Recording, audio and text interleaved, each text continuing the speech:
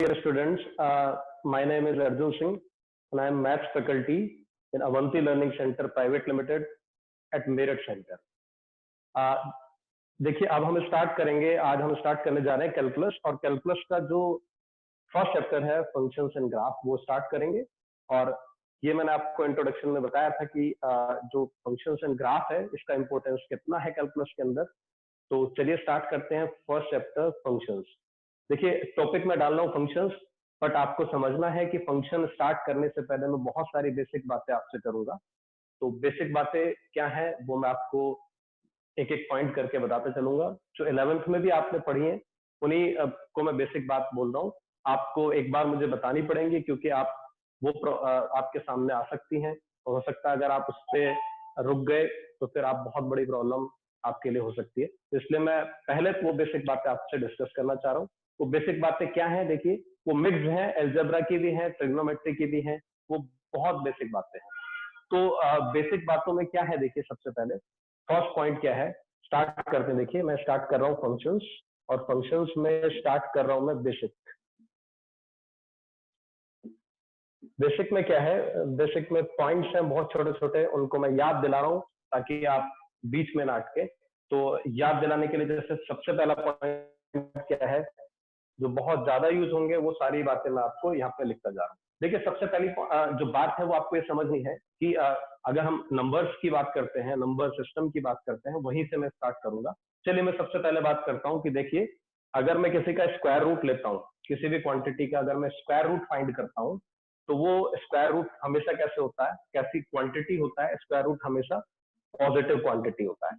मतलब positive quantity मतलब इसका जो रिजल्ट आएगा वो पॉजिटिव होगा, स्क्वायर रूट कभी नेगेटिव नहीं होता। मतलब अगर मैं जैसे एग्जांपल ले लेता हूं, अगर मैं स्क्वायर रूट 49 ऐसे लिख रहा हूं तो इसका मतलब क्या होगा, 7 होगा। आप में से कुछ बच्चे सोच रहे होंगे या फिर कुछ को कंफ्यूजन होगा कि स्क्वायर रूट 49 की वैल्यू तो प्लस माइनस 7 होती है, तो ये गलत है। स्क्वायर रूट हमेशा पॉजिटिव होता है। देखिए होता क्या है, मैं आपको ये भी एक्सप्लेन कर देता हूँ कि प्लस माइनस 7 या प्लस 7 क्या मतलब है इसका। देखिए यहाँ जैसे अगर आपको बोल रहा है कि x is equal to root 49 find x, ऐसे कुछ बोल रहा है, तो इसका मतलब क्या होगा कि आपसे पूछना चाह रहा है कि 49 का स्क्वायर रूट क्या होता है, तो वो तो पॉजिटिव ही होता है, ये आप समझ लीजिए।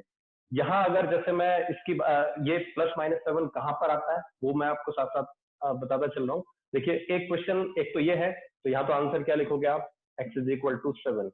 और अगर बात करते हैं कहीं पर ऐसी कोई इक्वेशन आपको दी है, ऐसा कुछ लिखा हुआ है x square is equal to 49, तो ये डिफरेंट क्वेश्चन है। इस क्वेश्चन के अंदर आपसे कुछ अलग पूछना चाह रहा, तो यहाँ पर आंसर क्या आएगा, x is equal two plus minus 7। तो क्वेश्चन का फर्क है।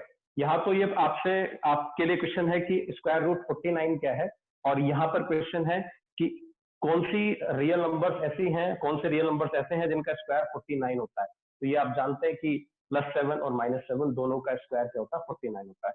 तो यहाँ आंसर क्या होगा, प्लस माइनस 7, और यहाँ क्या होगा, 7 होगा। तो ये आप अच्छे से याद रखना, जब हम फंक्शंस पढ़ेंगे, जब हम रेंज की बात करेंगे फंक्शंस की, तो ये अब बहुत ज्यादा यूज होगा। स्क्वायर रूट जहां किसी एक्सप्रेशन पे लगा होगा तो हम पहले से ये क्लियर होंगे कि इसका जो आंसर आने वाला है डिफरेंट एक्स पर, या रेंज जो आएगी, रेंज और डोमेन थोड़ा थोड़ा 11th में पढ़ा होगा, तो जो आउटपुट या रेंज मिलने वाला है वो हमेशा पॉजिटिव में से ही मिलेगा।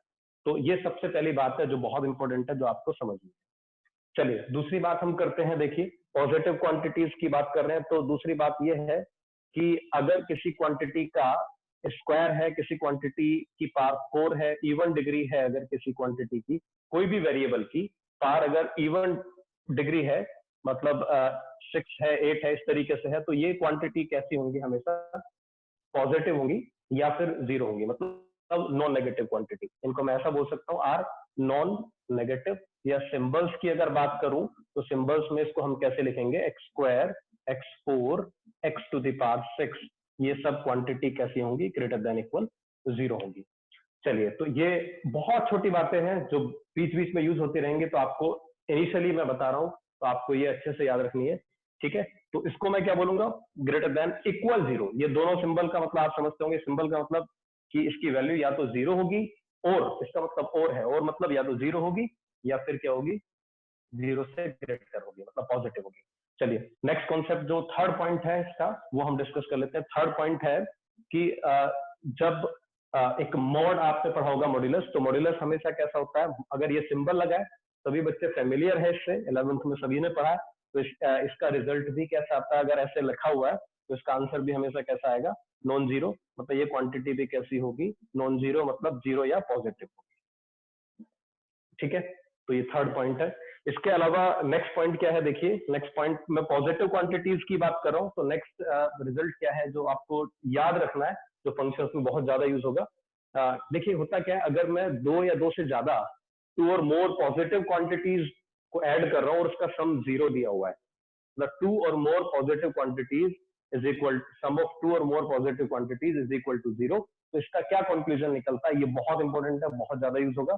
मतलब अगर कहीं पे लिखा हुआ है A square plus B square plus C square is equal to zero, A B C इसमें रियल नंबर्स हैं, तो इसका कंक्लूजन क्या होगा, implies A is equal to zero, B is equal to zero and C is equal to zero. तो ये बहुत important है, इस रिजल्ट को आपको याद रखना है, ये भी फंक्शंस के अंदर आएगा। बहुत छोटी छोटी बातें हैं जिनको हम नहीं भूल सकते, या फिर जिनको अगर अभी हम नहीं रिकॉल करेंगे और बीच में कहीं पर आती हैं और वहां पर हम गड़बड़ करते हैं, तो बहुत ये समझिए कि फंक्शंस में बहुत बड़ी प्रॉब्लम आपके साथ स्टार्ट हो जाती है। तो चलिए, तो ये फोर्थ पॉइंट है। नेक्स्ट पॉइंट की अगर मैं बात करता हूँ, तो नेक्स्ट पॉइंट क्या है, इसको आप याद रखेंगे, ये हमने 11th में ये सारी बातें पढ़ी हैं, बस मैं आपको रिकॉल करा रहा हूँ। चलिए, नेक्स्ट पॉइंट जो बहुत ज्यादा इंपॉर्टेंट है वो क्या है कि कुछ फैक्टर्स हैं, फैक्टर्स आपको बहुत अच्छे से डायरेक्टली पता होने चाहिए ना, उसमें ये नहीं कि कंफ्यूजन है आपको कि प्लस आएगा कि माइनस आएगा।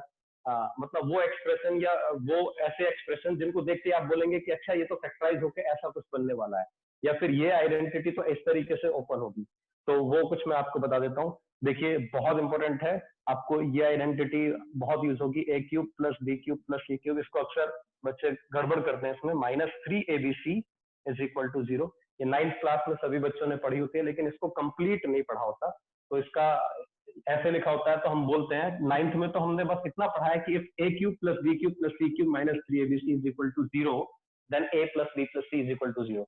मैं इसको कंप्लीट बता देता हूँ, पहले मैं आपको इसका फॉर्मूला बता देता हूँ। देखिए इसका फॉर्मूला क्या है, ये इसको फैक्टराइज करते हैं तो इसका एक फैक्टर होता है a plus B plus C, और इसका जो दूसरा फैक्टर है वो है A square plus B square plus C square minus A B minus B C minus C A. तो ये इसका कंप्लीट फैक्टराइजेशन होता है, A plus B plus C, second factor is A square plus B square plus C square minus A B minus B C minus C A. और इसको further आगे मैं factorise अगर इसको करता हूँ तो देखिए ये आगे भी ऐसे लिखा जा सकता है, फैक्टराइज नहीं, मतलब मैं ऐसा बोल सकता हूँ कि ये वाला एक्सप्रेशन कुछ ऐसे परफेक्ट स्क्वायर फॉर्म में लिखा जा सकता है। देखिए इसको हम ऐसे लिख लेते हैं, 1/2 a minus b square plus b minus c square plus c minus a square, हम ऐसे इसको लिख लेते हैं। तो ये आपको ऐसे भी याद रखना है कि इसका फैक्टराइजेशन, कंप्लीट फैक्टराइजेशन ये है, one factor is a plus B plus c and another factor is, या तो ऐसे बोला या फिर कंप्लीट स्क्वायर की फॉर्म में। तो ऐसे आपको इसको फैक्टराइज करना होता है। इसके अलावा इसमें जो रिजल्ट, जो कंक्लूजन निकलता है, जो हम बहुत यूज करते हैं, वो कंक्लूजन ये है कि if a plus a cube plus B cube plus C cube is equal to -3abc is equal to zero, या ऐसा बोल देते हैं कि if a cube plus B cube plus C cube is equal to 3abc, तो क्या conclusion आता है। तो देखिए अगर ये जीरो होता है, मतलब ये क्वांटिटी ये किसके इक्वलेंट है, इसके, अगर ये जीरो होती है तो क्या होगा, आइदर दिस जीरो और दिस जीरो। ये सभी बच्चों को पता, और लगेगा यहाँ पर, मतलब दो क्वांटिटीज का प्रोडक्ट जीरो है, तो आइदर फर्स्ट जीरो और सेकंड जीरो। तो क्या बोलूंगा मैं बोलूंगा A plus B plus C is equal to zero और ये जीरो। अब ये आप समझ रहे हैं सभी बच्चे, अभी मैंने बताया कि स्क्वायर का सम अगर जीरो है तो इसका मतलब इंडिविजुअली तीनों क्वांटिटी जीरो होंगी। तो ये अगर जीरो होगा तो ये भी जीरो होगा, ये भी जीरो, ये भी जीरो, इसका मतलब a is equal to b, यहाँ से b is equal to c, simultaneously एक साथ। ये जीरो होने का मतलब ए बी के इक्वल होना चाहिए, बी सी के इक्वल होना चाहिए, सी ए के इक्वल, तो A is equal to B is equal to C. तो ये एक इंपॉर्टेंट पॉइंट है जिसको आपको याद रखना है, जो बहुत ज्यादा यूज होगा 12th के अंदर, फंक्शन और कैलकुलस के अंदर। चलिए आगे बात करते हैं हम, इसी 5th पॉइंट के अंदर ही हम बात करते हैं, और जो फैक्टराइजेशन या कोई फॉर्मूला है जो यूज होगा, तो एक और फॉर्मूला है जो बहुत ज्यादा यूज होगा, इसी 5th पॉइंट की बात कर रहा हूं आपसे। वो क्या है, देखिए इसी के अंदर एक है, ये बहुत ज्यादा यूज होगा, x to the power 4 plus x square plus 1, इसका फैक्टराइजेशन आपको डायरेक्टली पता होना चाहिए। ये भी 9th क्लास का ही पार्ट है, लेकिन ये वो चीजें हैं जो मैं देखता हूँ जब टीचर पढ़ाता है तो उसको पता होता है कि बच्चा यहाँ पर मिस्टेक करता है, प्लस माइनस की मिस्टेक करता है, या फिर उसको ये फॉर्मूला या फैक्टराइजेशन पता ही नहीं होता। तो x square minus x plus 1 एक फैक्टर होता है, दूसरा फैक्टर होता है x square plus x plus 1। तो ये इंपॉर्टेंट है, ये आपको अच्छे से याद रखना है। बहुत ज्यादा यूज हम इसका करेंगे। अब यूज कैसे करेंगे वो तो हम धीरे धीरे पढ़ेंगे, लेकिन ये वो पॉइंट्स हैं जो आपको याद रखने हैं। आप इनको नोट कर लेंगे और अपना जो फर्स्ट लेक्चर मतलब आप जब स्टार्ट करेंगे प्रॉपर नोट्स बनाएंगे तो वहां ये फर्स्ट इनिशियल जो पेज होगा पहला उस पर लिखे होंगे। मतलब ये उम्मीद करता हूँ कि आप इनको याद रखेंगे। चलिए, तो ये 5th पॉइंट है। इसके अलावा देखिए जो बेसिक जो बहुत ज्यादा यूज होंगी बातें वो यूज होंगी कि आपको जब हम फंक्शन पढ़ेंगे तो 11th में भी सभी बच्चों ने पढ़ा होगा, थोड़ा थोड़ा तो सभी ने पढ़ा होता है। डोमेन की जब बात करते हैं तो नेक्स्ट पॉइंट जो बहुत इंपॉर्टेंट है वो ये है कि अगर ऐसा कुछ लिखा हुआ है तो इसके एग्जिस्टेंस के लिए ये एक्सप्रेशन या फिर ये जो लिखा हुआ है वैल्यू, ये एग्जिस्ट कब करेगा? जब ये स्क्वायर रूट के अंदर वाली क्वांटिटी कैसी होगी? Greater than equal 0। एग्जिस्ट करने का मतलब आपको पता है कि इसका value real and defined value कब मिलेगा? जब ये क्वांटिटी कैसी होगी? ग्रेटर देन इक्वल 0 होगी। ये डोमेन का मतलब आपने जब 11th में थोड़ा बहुत डोमेन सभी बच्चे पढ़ते हैं फंक्शन की डेफिनेशन के साथ, तो वहां यही कॉन्सेप्ट यूज हुआ होता है, बस इससे ज्यादा कोई बात नहीं करते।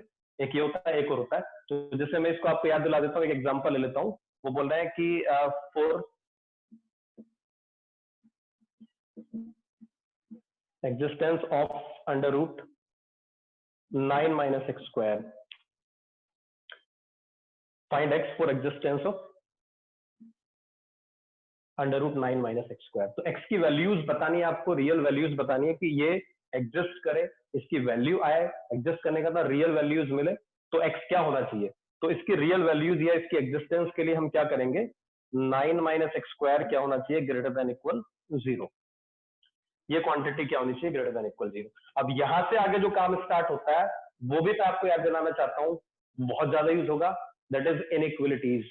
तो इनइक्वलिटीज हम जब सॉल्व करते हैं, देखिए इनइक्वलिटीज में सॉल्व करने में इंटरवल्स यूज होते हैं। रियल नंबर लाइन पे आप बहुत सारे आपके जो सॉल्यूशंस मिलते हैं रियल नंबर्स में, उनको कैसे रिप्रेजेंट करते हैं? इंटरवल्स में रिप्रेजेंट करते हैं या फिर सेट फॉर्म में रिप्रेजेंट करते हैं। तो इंटरवल्स यूज होंगे, इनइक्वलिटीज के रूल्स यूज होंगे, वो मैं सभी आपको यहाँ पर आज डिस्कस कर दूंगा इस वाली क्लास में, और फिर हम फंक्शन स्टार्ट करेंगे नेक्स्ट लेक्चर में। तो 9 माइनस एक्स स्क्वायर मैं फिर भी याद दिला देता हूँ। इसको सॉल्व करने के लिए आप क्या करते हैं? इसको फैक्टराइज करते हैं। प्रॉपर टॉपिक हम लेंगे, मैं प्रॉपर सारी बातें करूंगा इससे रिलेटेड। 3 प्लस एक्स फैक्टराइज करते हैं। फैक्टराइज करने के बाद फिर लीनियर फैक्टर्स का प्रोडक्ट ग्रेटर देन इक्वल और लेस देन इक्वल या ग्रेटर देन और लेस देन 0। तो इसको सॉल्व करने के लिए वेवी कर्व मेथड यूज करते हैं। वेवी कर्व मेथड क्या होता है उसको मैं डिस्कस कर लेता हूँ, तो इसको मैं यहीं पे रोक देता हूँ। तो वो वेवी कर्व मेथड ही मुझे नेक्स्ट डिस्कस करना है आपसे। चलिए,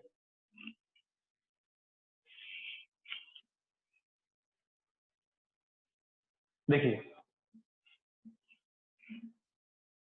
वेवी कर्व मेथड क्या है कि आपको अगर लेफ्ट हैंड साइड में लीनियर फैक्टर्स का प्रोडक्ट है गिवन, और इधर क्या है? प्रोडक्ट या डिवीजन, और राइट हैंड साइड क्या है? 0।